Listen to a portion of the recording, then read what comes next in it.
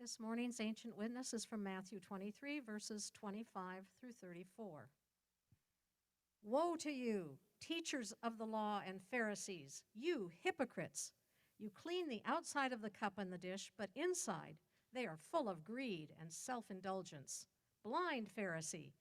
First, clean the inside of the cup and the dish, then the outside will also be clean. Woe to you, teachers of the law and Pharisees, you hypocrites!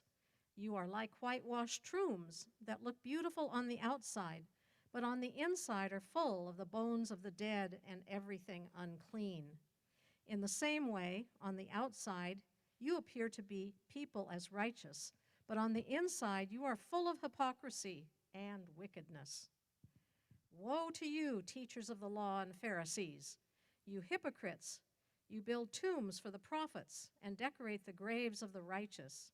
And you say, if we had lived in the days of our ancestors, we would not have taken part with them in shedding the blood of the prophets. So you testify against yourselves that you are the descendants of those who murdered the prophets. Go ahead then and complete what your ancestors started. You snakes, you brood of vipers, how will you escape being condemned to hell? Therefore, I am sending you prophets and sages and teachers. Some of them you will kill and crucify. Others you will flog in your synagogues and pursue from town to town.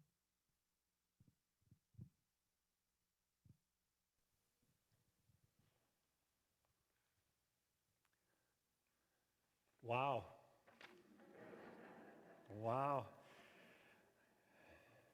You know, when I thought about this passage, it was maybe a couple weeks ago, and I really didn't realize what was going to be happening this week. You hear these words and you think, you know, can this really be Jesus? You know, we say that we follow Jesus and we attend to his teaching, but wow, can this really be Jesus? In this 23rd chapter of the Gospel, according to Matthew, Jesus offers a blistering, scathing critique of some of the religious enforcers in his own time. In this section of the New Testament, this is often called the seven woes to the scribes and the Pharisees. And it's kind of out of character, isn't it? Of this calm, loving Jesus that we may know. Maybe this is why that this particular section isn't in the lectionary or the official schedule of readings in liturgies across the world. Maybe that's why they skip over it. They don't know what to do with this. And it's rarely preached about in churches today. So, I got to do it. So, you know, and really his anger jumps off the page. He doesn't hold back, and he spits fire. And he calls them blind fools or blind guides, pretending to be able to show people the spiritual path, but who can't even see the path for themselves. Over and over he calls them hypocrites. Woe to you, scribes and Pharisees, hypocrites. They hold others to a standard that they fail to hold themselves. They are play actors or liars, phonies, fakers, charlatans. They try to appear perfect by tearing others down. They puff themselves up and they exalt themselves with self-importance. They are driven by their ego and they are oblivious that that's even happening. Jesus says that they do all of their deeds some of them good. They do all of their deeds in order to be seen by others. Jesus calls them out. And he says that they're full of greed, self-indulgence, and in so doing, they persecute and they pursue and they kill and they crucify the true prophets and the true sages of the time. And they shed the blood of the righteous. They are violent and ruthless in their causes, hurting and trampling upon others. Jesus actually calls them children of hell.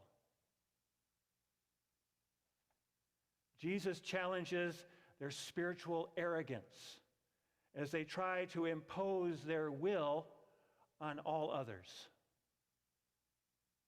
They delude themselves into thinking that they are perfect as they sit in judgment of others. They twist the words of the Scriptures to fit their own agendas, missing the point, missing the whole point, which is what? The great commandment, to love God and to love others as yourselves. Jesus said that their focus is really upon the minutia and totally miss the important stuff like justice and mercy. I like Jesus' words. Jesus is incensed that these so-called religious leaders don't mind at all that so many people, God's precious children, are not being loved or treated with justice and mercy in the name of God. They said that they love their neighbors, that they love God, but Jesus knew better. He knew better. They loved being in power. They loved calling the shots and being in charge. And they conspired to kill Jesus. They conspired to get rid of him because, he was threatening their power. And they formed an unholy alliance with the oppressive political system. They did. Jesus calls them a brood of vipers. You're snakes, he said. Savage wolves pretending to be sheep. Now, these are Jesus' words, not mine. Of course, we have Pharisees in every generation, don't we?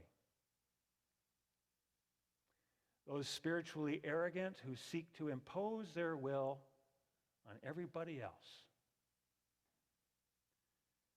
There were some, I think maybe I saw some yesterday at the abortion rally. Right here in Pullman. Willfully making no distinction between a fertilized egg on one hand and a fetus that has gone full term on the other. Life is life, they said. That's the end of the argument. Taking a painfully complicated issue and turning it into a simple cartoon. And they say that they speak for God. A God that's based on judgment and fear. And all others who disagree with them are complicit in murder and therefore should be in jail or worse. Such certainty perhaps makes them feel pure, but it's at the expense of other people. And they seem oblivious to the pain and the agony of an unwanted child, that an unwanted child would bring so many women and upon the children themselves, consigning many of those to lives in poverty. Where is the justice and the mercy and the love for them? So Jesus, it seems to me, would see right through those people who label themselves as pro-life. For where are these people when it comes to life outside the womb? This block of voters are against things like paid parental leave that all of the other developed nations have that would actually make the birth of a child possible without casting a family into poverty for so many people. They're against that. These so-called pro-life politicians are against minimum wage, putting the lives of infants at risk as they live in poverty. They are against the child tax credit that was responsible for lifting countless families and children out of poverty recently. They are against federal funding for schools and education, against aid for dependent children, against expanding health care, against universal daycare. After a child is born, they seem to be rather anti-life to me. They vote for politicians who give tax breaks for billionaires and corporations instead of helping families and children. If they are indeed pro-life, how could they support the insane levels of military spending, siphoning off the national treasury instead of helping people live? How could they be satisfied with the paltry efforts of our nation to address famine and epidemics, gun violence, poverty? How can they say nothing about white supremacy at all? It has been responsible for so much senseless violence and death, such as the young white supremacist who gunned down and killed 10 black people in Buffalo yesterday. Now, Jesus would see how this issue was being cynically used by politicians simply to acquire power and votes with a slogan. Jesus saw what was in the hearts of the Pharisees and the scribes that he faced. And he saw that it was more about the lust for power or to be seen pure and less about love and true concern for others. And he kept talking about their hearts. He kept talking about what is on the inside. For him, the motives matter. Even if an action seemed virtuous on the outside, it would decay and rot from within. He said that they are like whitewashed tombs, which on the outside look beautiful, but on the inside are full of bones and filth. He told them that on the outside, they look so righteous to others, but on the inside, they're full of hypocrisy. If we say that we are Christian, if we are following Jesus, then the condition of our interiors, our hearts, matter. Otherwise, it's simply performative. Jesus said, look, you say that if you lived in a previous generation, you have supported the prophets and that you have put flowers on their graves. Perhaps you are even for having a national holiday in their honor. But he said, when it comes to the present day prophets, you hunt them down and you destroy them. And you are all for gutting the Voting Rights Act. Because prophets get to the heart of the matter. They address more than just the symptoms or the surface of the problem. And how one deals with the prophets reveals the true motives and intentions. And so, motives matter, especially for those who proclaim that they are part of a spiritual community. What is in our heart matters. What is on the inside matters. And Jesus said to him, you clean the outside of the cup, but inside it's filled with greed in self-indulgence. Clean the inside of the cup so that the outside may also become clean. It needs to start on the inside. This is why a church cannot be simply an ethical society. That's not what a church is. It's not just a do-gooding association. We need to also be concerned about the inside. As T.S. Eliot wrote, the last temptation is the greatest treason, to do the right deed for the wrong reason. Jesus and his warnings of the Pharisees are really for all of us. For all of us. Earlier in Matthew, in the Sermon on the Mount, Jesus said, "Blessed are the pure in heart, for they shall see God." And this is why we're here, to pursue a pure heart. And make no mistake, this is not a one-time thing. It's a continual, constant process. And even then, our hearts are never totally pure if we're honest. If we're honest. But we're concerned not just with acting righteously and justly. We're concerned, of course, about that. But we're concerned also by what's on the inside.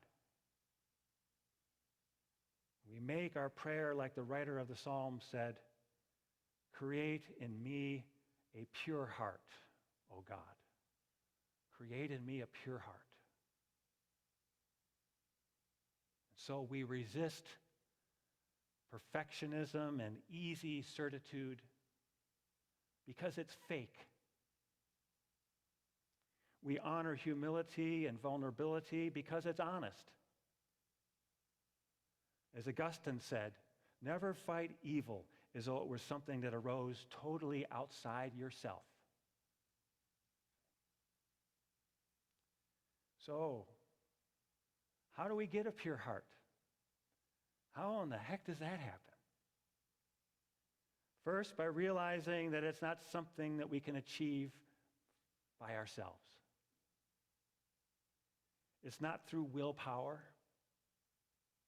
It's not through self-determination or self-help or self-anything. Rather, it is through surrender. It is realizing that it is God who creates the pure heart. It is by letting go of our own agendas and our desires to be seen as good. I was at a conference in Albuquerque about 10 years ago, at which the spiritual leader and writer James Finley said this. He said, "The mystic is not somebody who says, 'Look what I've experienced, look what I've achieved.' The mystic is one who says, 'Look what love has done to me.'" And at the same conference, Richard Rohr followed this up by saying that it seems to me Christianity has put a major emphasis on the loving of God, that we love God, yet the mystics consistently describe an overwhelming experience of how God loves us. In their writings, God is the initiator. God is the doer. Mystics invariably find ways to give that love back through various forms of service and worship. But it's never about earning the love. It's always about returning the love. Can you feel the difference? He says. Returning God's love is almost a different language, he says. It's not based in fear, but in ecstasy. And so it all starts there. As a spiritual community, it's not about earning love or admiration. It's not about proving oneself to be worthy or good. It's not about scoring points. It's about being transformed from the inside out. It's about allowing ourselves to be loved by the holy mystery that we call God. It's about allowing God to create pure hearts within us. Thanks be to Christ. Thanks be to God. Amen.